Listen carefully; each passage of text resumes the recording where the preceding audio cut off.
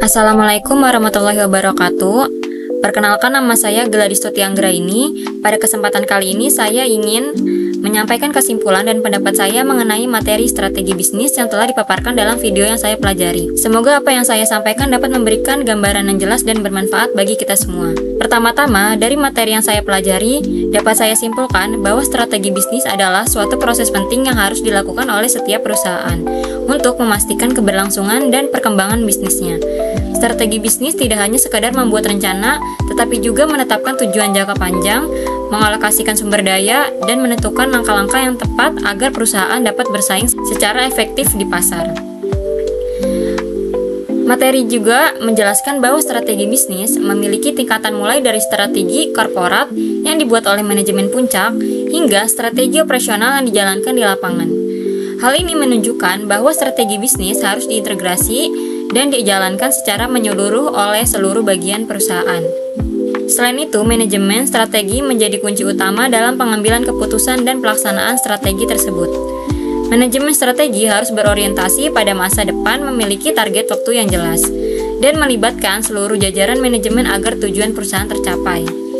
Materi ini juga menekankan pentingnya analisis SWOT sebagai alat untuk memahami kekuatan, kelemahan, peluang, dan ancaman yang dihadapi perusahaan. Dengan analisis ini, perusahaan dapat membuat strategi yang lebih tepat sasaran dan efektif. Menurut saya, materi yang disampaikan sangat lengkap dan sistematis. Penjelasan mengenai tingkatan strategi dan korporat hingga operasional sangat membantu untuk memahami bagaimana strategi bisnis dijalankan secara bertahap dan menyeluruh.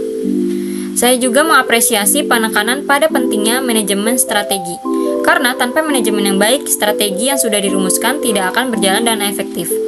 Hal ini mengingatkan kita bahwa strategi bukan hanya tentang perencanaan, tetapi juga tentang pelaksanaan dan evaluasi yang konsisten.